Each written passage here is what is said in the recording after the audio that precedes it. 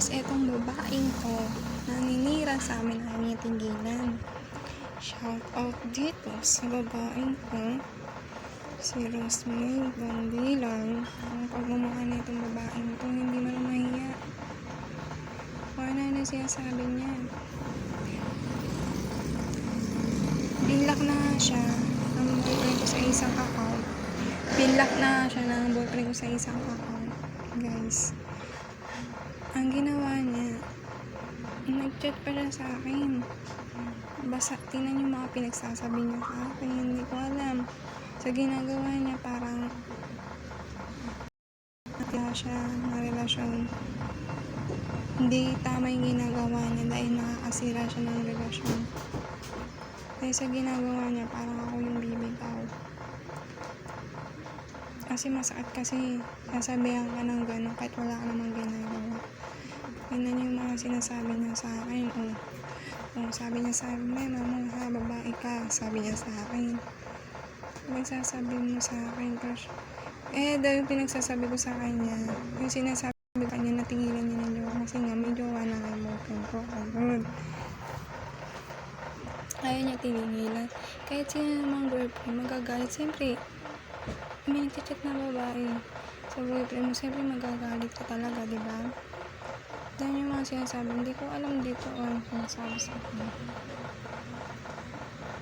Kaya yung mga pinagsasabi niya, mamaya babae ka, pagsasabi mo sa akin, crush mo mga mag-iip mo ha. Pero masarap yung mag-iip mo. Kasi ako kasi guys, pag ako kasi, natatalo ko kasi hindi naman ako palaban. Pero itong babaeng ko, papasikapin ko. Kung napupuno na ako, lagi na lang po siyang ganito. Tapos, lagi siya nang gugulo. Parang, ewan ko kung inaakit yung gawa ko. Parang masyado siyang habol-habol na nasasakit. Hindi ko po maintindihan sa kanya. Parang sa tingin ko, parang iwanan ko na ng gawa ko. Ito na lang mahalin niya. Ayaw naman po niya. Hindi naman daw niya kilala kung tagasan daw yan. Ang babae na yan. Tsaka, kahit naman sinong babae magagalit, diba? Kahit kayo, diba? Kahit di naman kayo, kahit medyo rin naman kayo, diba? Magagalit kayo, tapos ay lumalan din sa boyfriend niyo. Magagalit din naman kayo, diba? Ganun yung nararamdaman ko, guys. Nasasaktan din ako na inaaway ako na itong babae ito kahit wala naman akong ginagawa. Kaya, kinausap ko yung jowa ko na okay na mo ba to? Bakit ganito to? Parang patay na patay sa'yo, ayaw katigilan. Sabi ko gano'n sa kanya. Hindi daw niya kilala. Hindi ko alam kung maniniwala ako sa kanya. Oo, jowa ko siya. Pero, hindi ko alam kung sa isang account niya kasi hindi ko ma-open. May isa pang account ng jowa ko na hindi ko mabuksan. Sinabi niya nakasave lang daw yun sa CP lang niya. Pero sabi ko, okay sige. Etong account na to, dito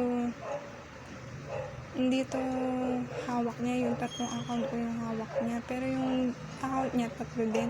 Yung isa daw hindi ko hawak yung isa ng account kasi daw nakasave daw yung account niya doon, di daw niya alam yung yung password alam niya, pero parang iba na yung code niya kasi yung number niya kasi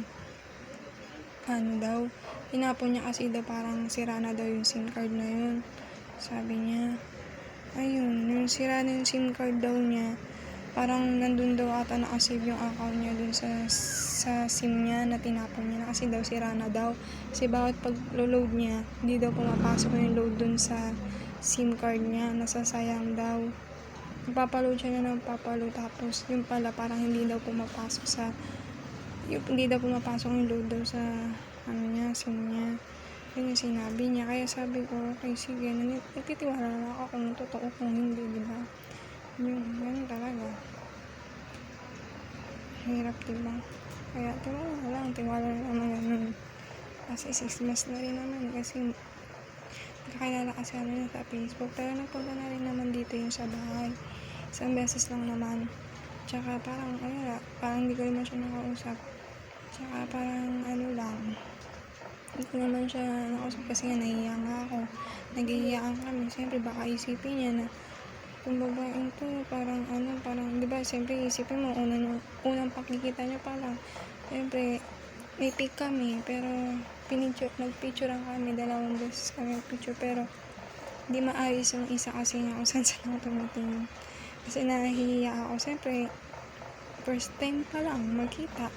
Kasi sa FB lang. FB lang kami nagkakilala niyan. Tsaka busy chat lang naman kami nun.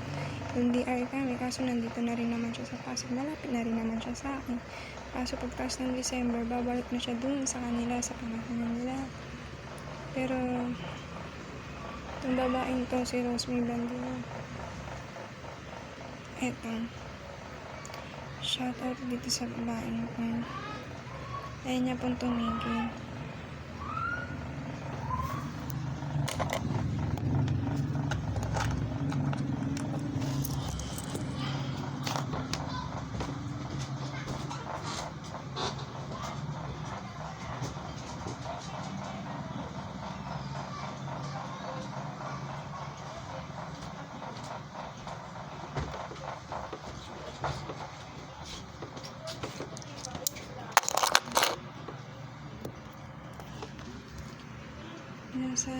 Sinasabihan niya po ako na malandi daw ako. Hindi ko po maintindihan kung bakit ganito magsasalita sa akin ng babae ko. Hindi ko alam kung kabit pa ito ng jowa or hindi po alam po ng magulang ko na kung ano yung sinasabi sa akin ito. Pero napupuno na rin po ako ayoko po kasing lumaban dahil wala naman po akong ginagawang masama. Ayoko nang inaano ko kahit wala naman akong ginagawa. Inaano nila kahit wala naman akong ginagawa. Pero ayoko kasi yung inaano ko na hindi na ko naman sila inaano. Kung gusto nila yung jowa ko, hindi ko. Pero mas masakit kung gano'n, diba? Ibitawan mo na lang siya. Ewan ko, hindi ko na rin maintindihan.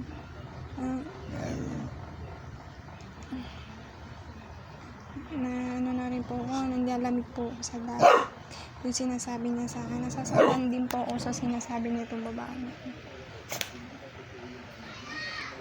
Ito, ayan, sabi niya sa akin, ayan, yung mga sinasabi niya sa akin, ayan.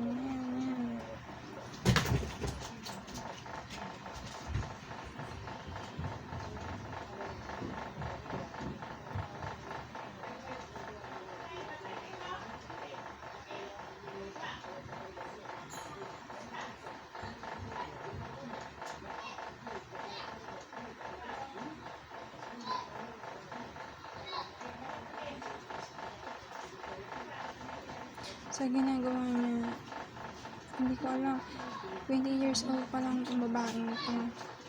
Sa ginagawa niya, mali po yung ginagawa niya, kaya tinan niya po yung mga sinasabi niya sa akin.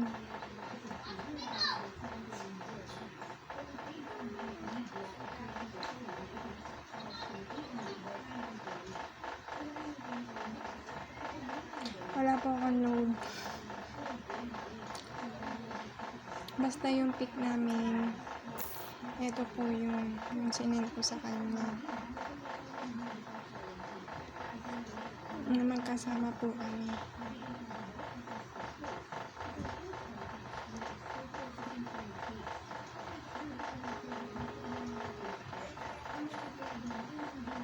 Ito po siya.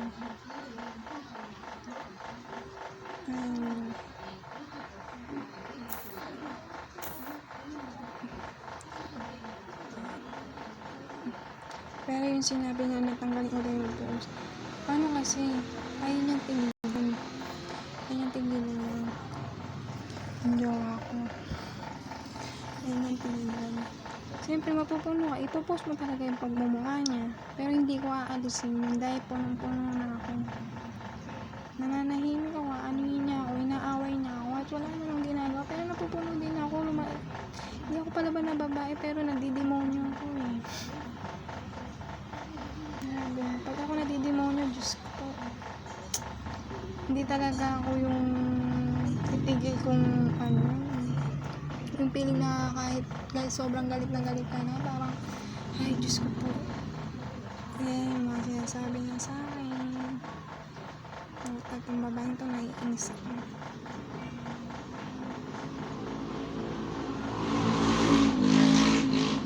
Diba sabi niya titigil na siya. Ibig sabihin, ewan ko dito kung nanira, kung may gusto, kung sila ba. Kasi 3 tanong lang eh. Hindi ko, kasi sa isang account ng jowa ko, hindi ko mabuksan. Baka kasi nachat na to. Etong Rosemary na to, Bundilian. Kasi baka nagchat niya to, hindi ko mabuksan, hindi ko na alam.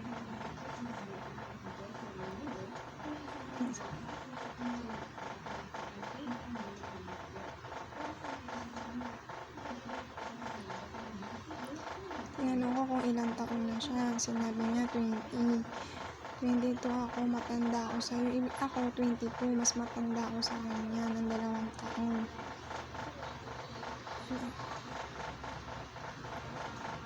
Tingin ko dito.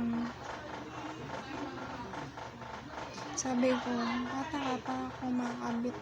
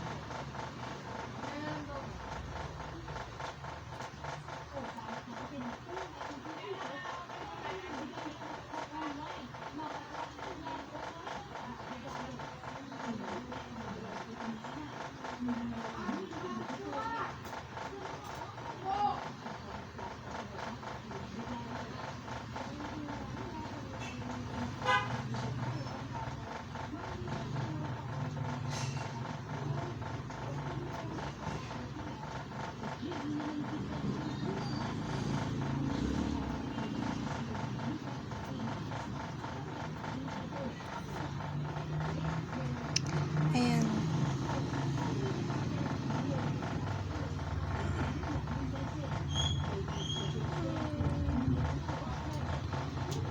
Teka, ano siya? Parang kasi ano ata ito, poster lang ata. Hindi ko kasi alam eh.